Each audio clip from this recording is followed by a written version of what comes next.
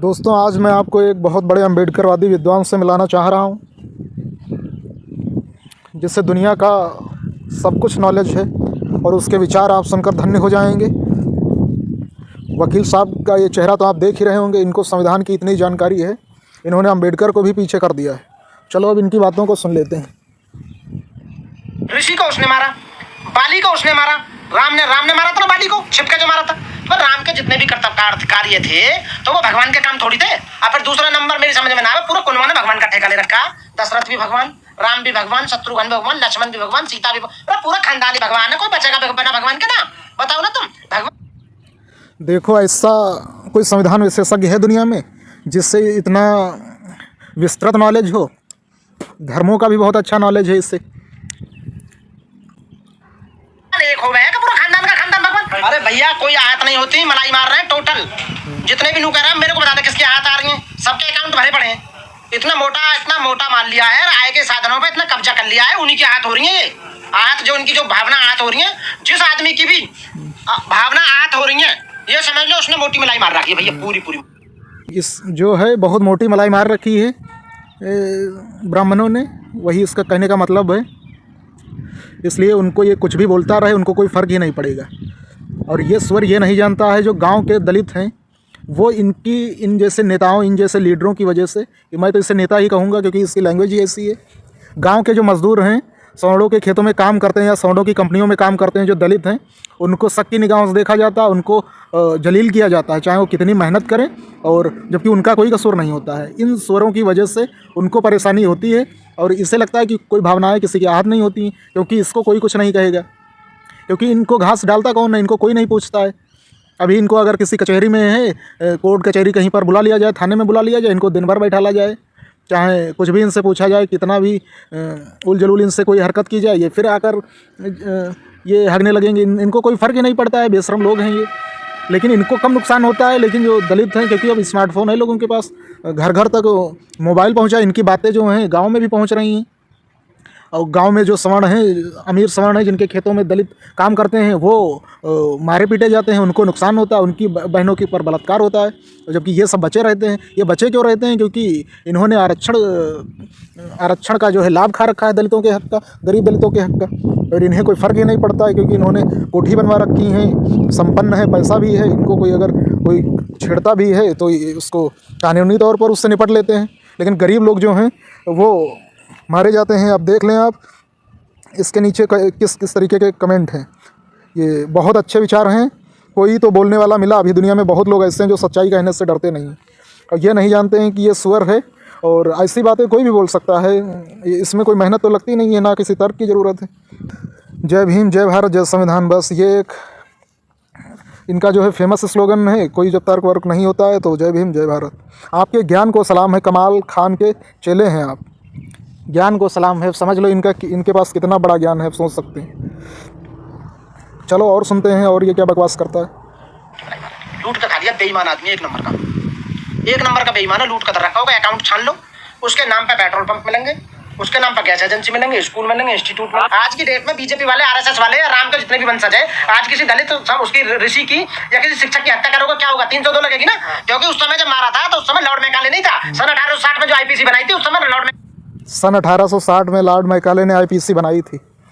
इसने एक जो है काम की बात करी है। मैकाले बना नहीं पाया था, और शायद उसके जमाने में लॉर्ड मैकाले होता, 1860 की आईपीसी होती तो 302 में राम को फांसी होती। 100% कमाल है। केस है, भावना का क्या मतलब है? राम ने उसको मारा, मर्डर केस हो गया ना। भगवान राम, सिर्फ प्रभु राम की बात। अरे कहेगा भगवान ने। इसको नशा देखो किस तरीके से क्या क्या बोल रहा है, और कह रहा है कि भावनाओं का क्या मतलब। अरे कोई भी बात अगर आप किसी धर्म से सहमत नहीं हैं, किसी से सहमत नहीं है, तो बात सलीके से रखें। माना कि आप पर अत्याचार बहुत हुआ है, हम पर अत्याचार हुआ है, और तुझ पर तो मुझे लग रहा है ज़्यादा ही कुछ अत्याचार हो गया है। बात सलीके से रखा करो तो शायद कोई बुरा ना माने। दलित हिंदू हैं, इसलिए ये जो सवर्ण हैं, इसलिए शायद कुछ नहीं कहते हैं, और वो समझते ही नहीं लायक हैं कि तुम्हें कोई भाव दिया जाए, तुम्हारी बातों को गंभीरता से लिया जाए। ये तो जानते हैं, ये तो सब चिल्लाते हैं। चिल्लाने तो छोटे बच्चे समझते हैं ये दलितों को, दलित चूतिया चिंतकों को। भगवान मर्डर करता है। भगवान कैसी बात कर रहे हो? राम को भगवान मानने हो तुम? कैसे? किसने माना राम को भगवान? मतलब इंसान है वो, इंसान का पैदा हुआ था ना, वो दशरथ का पुत्र था ना वो। तो राम इसकी लैंग्वेज इतनी ऑब्जेक्शनेबल है, ठीक है, लेकिन इनके पास एक सर्टिफिकेट है अम्बेडकरवादी होने का, तो ये कुछ भी बोलेंगे।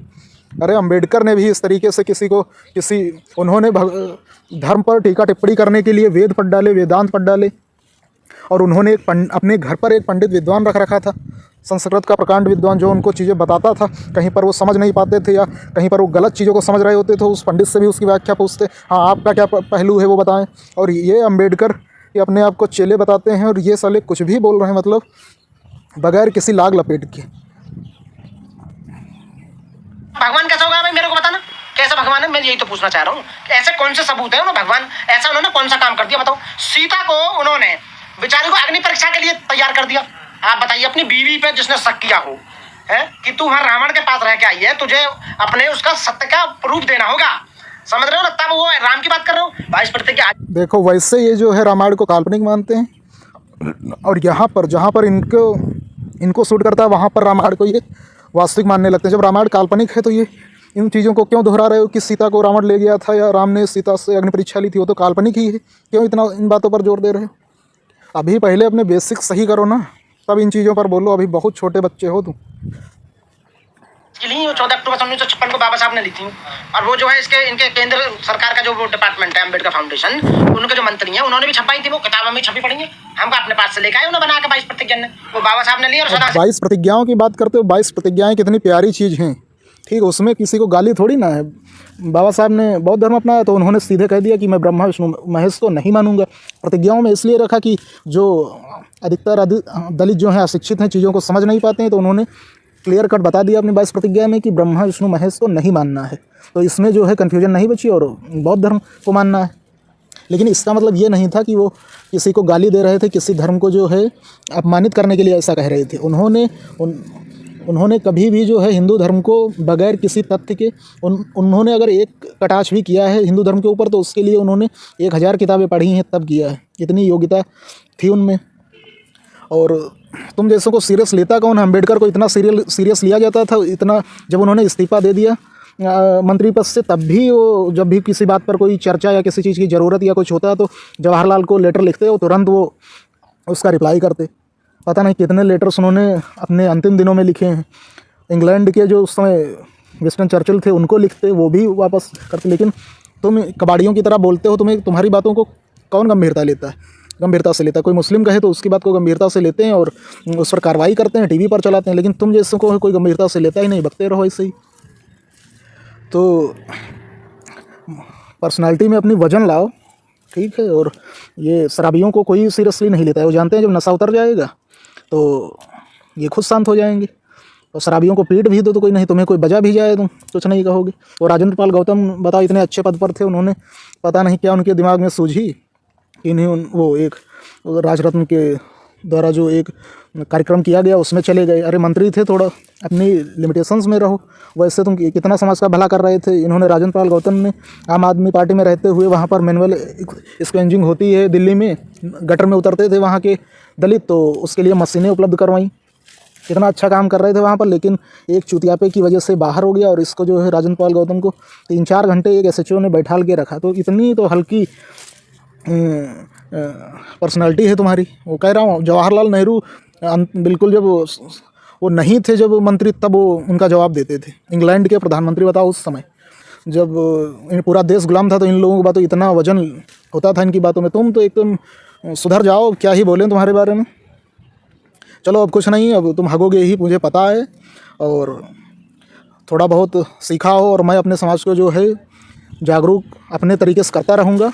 और तुम जैसे बेवकूफ़ों को सुधारने का उद्देश्य है मेरा, क्योंकि तुम्हारी वजह से है गरीब प्रतिभाशाली दलित और गरीब दलित मजदूर, ये इन सब पर जो है अत्याचार हो रहा है, दलित बहनों पर अत्याचार हो रहा है।